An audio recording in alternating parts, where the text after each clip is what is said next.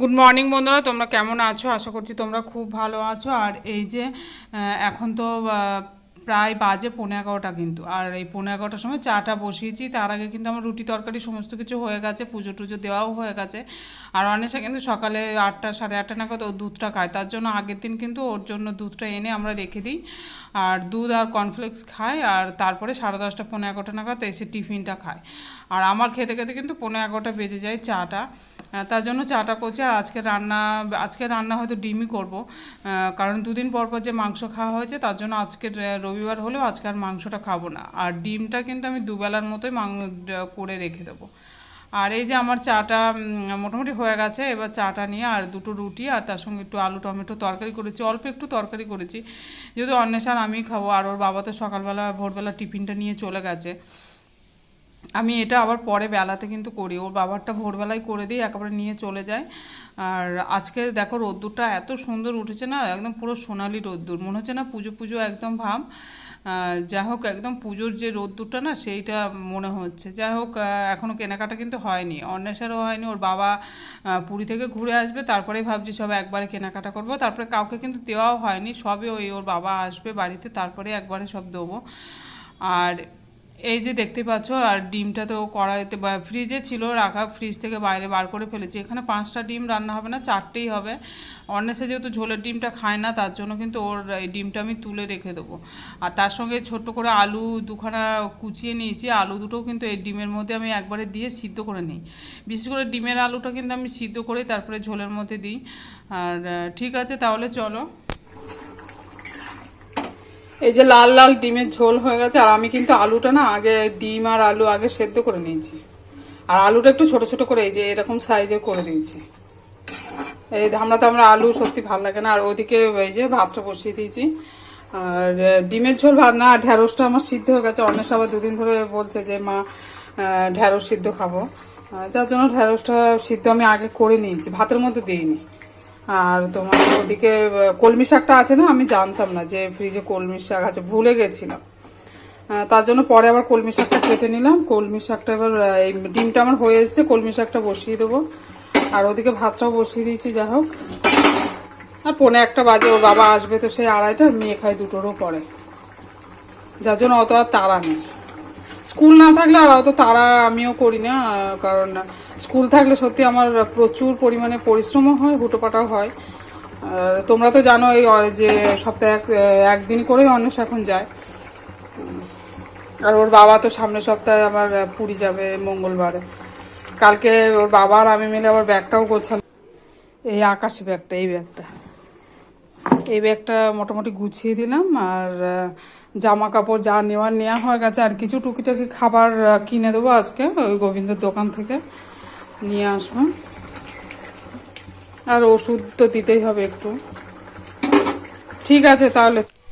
খুব সুন্দর একটা দেখতে পাচ্ছ রোদ্দুর উঠেছে। আর আমি কিন্তু ছাদে গেছিলাম, আর আমার সমস্ত রান্না বান্নার সমস্ত কিছু কমপ্লিট হয়ে গেছে। আর এক বালতি তো জামা কাপড় কেচেছি।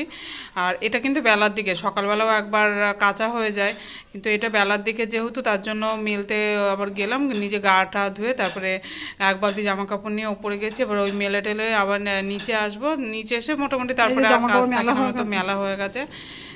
চলো তাহলে। আর এত রোদ্দুর মোটামুটি দাঁড়িয়ে থাকা যাচ্ছে না। এই যে ডাল, এটা আমার মেয়ে যেহেতু ওর ডিমের ঝোলটা খায় না। এই যে ভাত, আর এখানে কলমি শাক ভাজা, আর এখানে ও কলমি শাক ভাজা খায় না, ঢ্যাঁড়স সিদ্ধ, আর এই যে ডিমের ঝোল, আর এখানে চাটনি। আজকে দুপুরের মেনু এইটাই।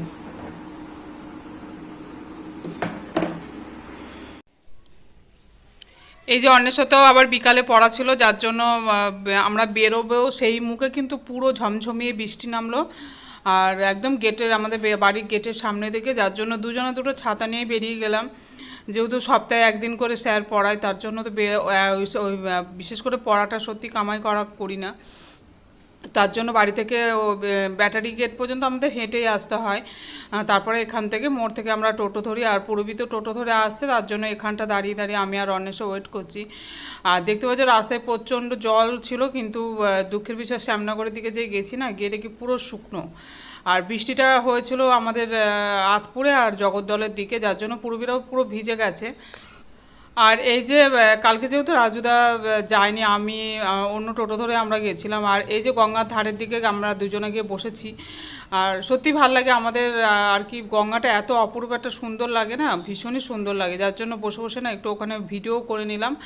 আর তার সঙ্গে দুজনা ওখান থেকে তো দাদা চা বিক্রি করে, চা নিয়ে নিলাম দুজনা একটু। আর বসে বসে ওই চায় খাচ্ছি আর গল্পই করে যাচ্ছি দুজনা। আর ভালোই লাগলো। আর এক সপ্তাহ পর পর তো আমার পূর্বের সাথে এখন যেহেতু দেখা হয়, কারণ মেয়েরা সেইভাবে আর স্কুলে তো যায় না, যার জন্য সেইভাবে কাউকে কোনো বান্ধবীদের সঙ্গে দেখা হয় না। আর ওর সঙ্গে যেহেতু শনিবার করে অন্বেষা সিজু এক জায়গায় পড়ে, তার জন্য দেখা হয়। আর এই যে বাড়িতেও তো চলে এসেছি, বাড়িতে এসেছি। আর নিমতলায় রাজুদা নামিয়ে দিয়েছিল, ওখান থেকে অন্বেষা বললো মা একটা কাটলেট কেন, ওই জন্য আবার টেস্ট অ্যান্ড বাইটে ওখান থেকে হাঁটতে হাঁটতে গেলাম দুজনে মিলে গিয়ে, আর ওখান থেকে একটা কাটলেট কিনে নিয়ে বাড়িতে আসলাম। আর তারপরে ও তো এসে ওই কাটলেট দিয়ে আর একটু কিছু খেলো হয়তো। আর তারপরে আমি আর চাটা তখন করিনি, কারণ আবার দিদি আসার কথা ছিল, দিদি বলেছিল যে আসবো, তার জন্য আবার এসে একটু ফোন করলাম। আর তা দিদি বললো আমি আসছি। দিদি বলতে আমাদের কানুদার বউ। আর দিদি তারপরে আসেনি, একটু বাদেই এসেছিলো, অনেকটা দেরিও হয়ে গেছিলো। তারপরে অন্বেষার বাবাও আসলো, সব আবার একটু চা করলাম, তারপরে চা করে এই যে দিদি এসছে। আর তোমরা তো জানোই যে আমরা ছোটোখাটো একটা ব্যবসা করছি, আর তার সঙ্গে ওই যে নাইটি ফাইটি ওই একটা ব্যাগে রাখছি, আর একটা ব্যাগে চাদর কুর্তি টুর্তি আমাদের রাখা আছে। দিদি ওইগুলোই নেওয়ার জন্যই আরও এসছে। আর দিদি আসলো, এসে দুটো নাইটি নিল। আর তারপরে অনেক পরে অন্বেষার বাবা বাড়িতে ঢুকছে।